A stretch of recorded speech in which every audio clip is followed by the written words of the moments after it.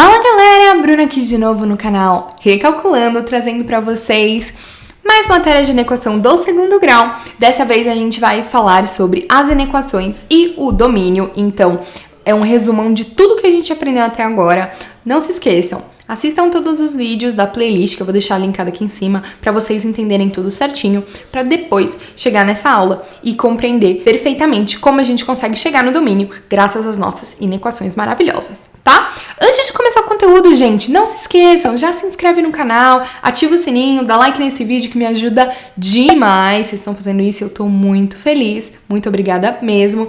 Ficou com alguma dúvida ou sugestões de vídeos, deixa aqui nos comentários pra mim, tá bom? E claro, compartilhe com quem você sabe que precisa muito desse conteúdo, tá bom? Então, vamos pro conteúdo agora. Primeiro, nossa definiçãozinha. Então, algumas funções reais têm como domínio um subconjunto dos números reais. O que é um subconjunto? São, entre aspas, detalhes dos reais. Então, por exemplo, números positivos, números negativos, números menores do que 2 e assim por diante. Isso sim é um subconjunto dos números reais. Para determiná-lo, esse subconjuntinho, podemos utilizar o estudo que fizemos das inequações. Então, é justamente aquilo que a gente falou no slide anterior. A gente consegue compilar tudo que a gente aprendeu de inequações do segundo grau e sim fazer o domínio das nossas funções, tá? Isso é extremamente útil quando a gente está resolvendo tanto função quadrática como função afim ou exercícios teóricos que exigem que você fale qual é o intervalo perfeito dos resultados. Beleza, gente? Então vamos para esse passo a passo aí. Passo a passo da resolução. Primeiro passo, analisar as funções e suas peculiaridades matemáticas. Lembrem das peculiaridades na nossa função do primeiro grau, função afim. Se não lembra, eu vou deixar linkado aqui em cima para vocês, que é muito importante vocês saberem inequação tanto do primeiro quanto do segundo grau, tá? Beleza, então, gente, peculiaridades matemáticas. A gente tem que analisar como é que é a função que a gente está mexendo. Por exemplo, se for uma raiz, a gente já sabe que não existem raízes negativas, certo? E outra, se for uma função que tem uma fração, a gente já sabe que o número de baixo não pode ser zero. E é aquelas coisas que a gente precisa analisar, função por função, tá? Segundo passo, transformar as funções em inequações e resolvê-las. Então, ele vai nos dar uma função, tá? Geralmente uma equação, tal. A gente vai transformá-la numa inequação e assim a gente resolve inequação por inequação, tá bom? E por fim, a gente chega no nosso terceiro passo, que é colocar as respostas no varal quando for necessário, porque às vezes a gente tem a resposta já direto, não precisa comparar elas no varal, e fazer o conjunto solução maravilhoso, que é justamente a resolução para a qual a gente procura, tá bom? Então vamos agora para o nosso exemplo, tintim por tintim, que vocês sabem que é assim que a gente aprende. Então, vamos determinar o domínio da função dada pela lei a seguir. Y igual a x² menos 2x mais 1 sobre x menos 3. Tudo isso na nossa raiz, tá? Então, vamos com calma. Já coloquei aqui à direita a nossa formulinha de Bhaskara para consultar quando for necessário, tá bom? Então, analisa aqui comigo. Gente, a gente tem essas funçõezinhas, tanto a de cima quanto a de baixo. A gente vai separá-las, só que não esquecendo que, sim, ela está dentro de uma raiz e, sim, ela também é uma fração. Então, qual é o nosso primeiro passo? Justamente analisar as peculiaridades matemáticas. Mas antes disso, nós vamos definir quem é f de x e quem é g de x para fazermos uma resolução bem organizadinha. Beleza? Agora vamos sim para o primeiro passo, que são as peculiaridades matemáticas. Primeira peculiaridade matemática. O nosso número de cima dividido pelo número de baixo tem que ser maior ou igual a zero. Por quê, gente? Porque eles estão dentro de uma raiz. Se está dentro de uma raiz, não pode ser negativo. Por isso que tem que ser maior ou igual a zero. Então, primeira peculiaridade atendida. Agora, vamos olhar sobre a peculiaridade da fração. Lembrem-se que numa fração, o denominador, ou seja, o número que está embaixo, não pode ser zero. Perfeito? Então, a gente tem que saber que x menos 3 tem que ser diferente de zero. Beleza? Então, analisamos todas as peculiaridades matemáticas, agora vamos resolver mesmo, tá bom? Primeiramente, o que a gente vai fazer? Vamos igualar f de x a zero, descobrir a raiz ou as raízes e depois a gente vai para a nossa segunda peculiaridade matemática, que é o x menos 3 diferente de zero. Então, vamos. Igualamos a função a zero, descobrimos a descobrimos B e descobrimos C, que tá tudo aqui. E agora a gente vai fazer o delta. Delta é B ao quadrado menos 4AC. Nosso B é menos 2. Nosso A é 1 e nosso C também é 1. Então vai ficar como aqui, gente?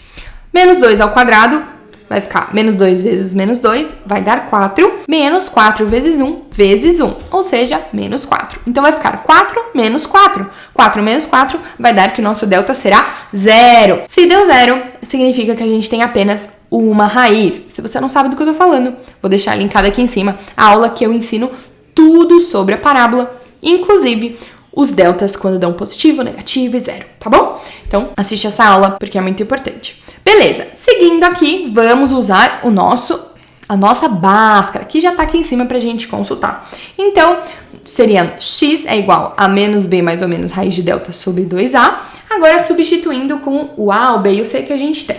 Então, menos b, então vai ficar menos vezes menos 2, mais ou menos raiz de 0, dividido por 2 vezes o nosso a, que é 1.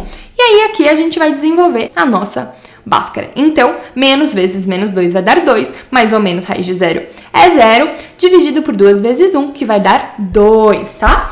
Agora, nossa primeira raiz vai dar que 2 dividido por 2 vai dar 1. E nossa segunda raiz, no caso, a gente não tem. Então, essa é a nossa única raiz de f de x, certo?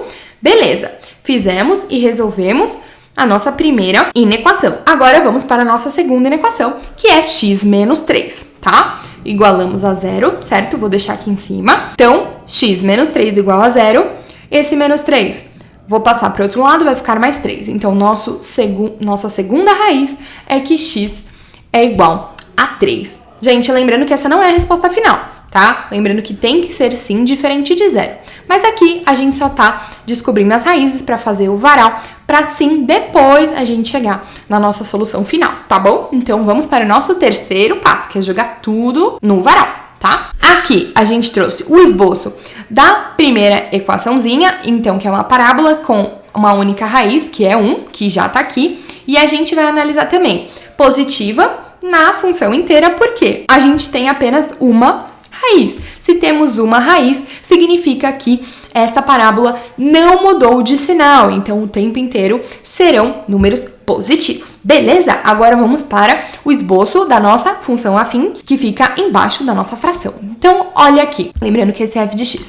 Olha aqui, g de x pra gente é uma reta com a nossa raiz ali, que é 3, então, à esquerda do 3, a gente tem números negativos, e à direita do 3, teremos números positivos, é justamente isso que a gente colocou no nosso esboço. Tudo isso para fazer agora o nosso varal, certo, galera? Então, é aquilo, passo a passo do varal. Vamos colocar as setas, são 4, beleza?